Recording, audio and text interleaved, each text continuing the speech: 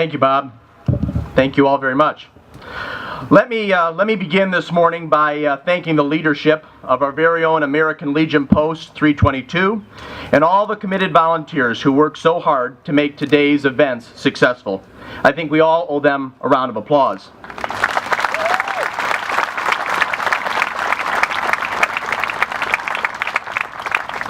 My friends, last Memorial Day I spoke about Saline's very own William Lutz, who served with great honor and great distinction in the First World War.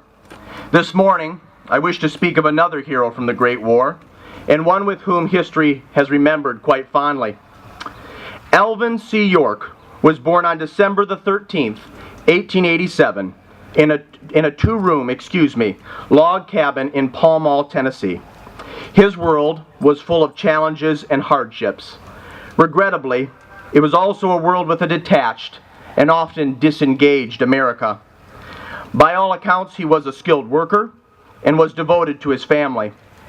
However, Alvin was also known to frequent the bars and saloons throughout north central Tennessee and was arrested several times for assault. As a young man, his life was rudderless, without direction or purpose. Alvin was somebody who desperately needed a second chance. Like our very own William Lutz, this young life was interrupted by President Wilson's call for this nation to charter a new course, to fight brutal naked aggression and help make the world safe for democracy.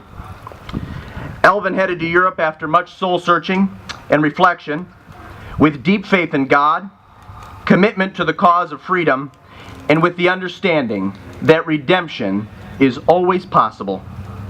Needless to say, Alvin served with great distinction.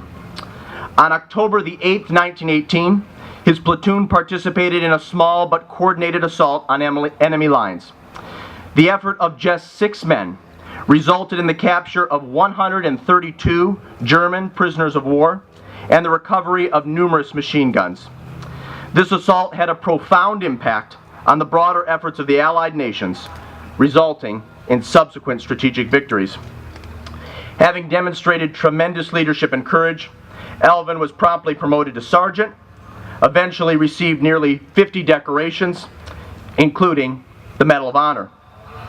So, why is this important? Friends, firstly, it's important because it demonstrates how one person can truly make a difference, especially to the cause of freedom. But it also shows the necessity for American strength and courage. This nation has articulated in very clear and succinct language that freedom and opportunity should not be afforded only to the fortunate, but to every one of God's children. Sergeant York was unequivocal on this latter point, saying that liberty and freedom are so very precious that you do not fight and win them once and stop, but they are prizes awarded only to those people who fight to win them and keep fighting eternally to hold them.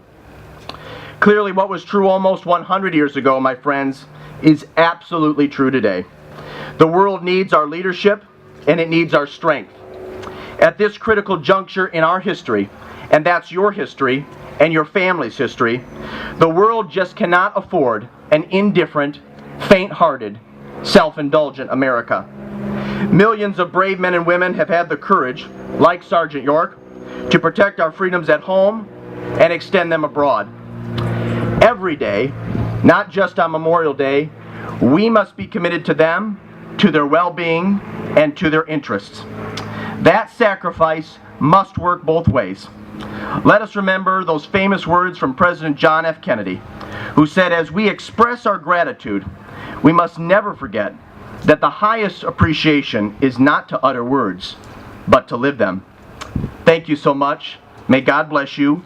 God bless our servicemen and women, active and retired, those no longer with us, and all those who fight to keep us safe. And may God bless America. Thank you all.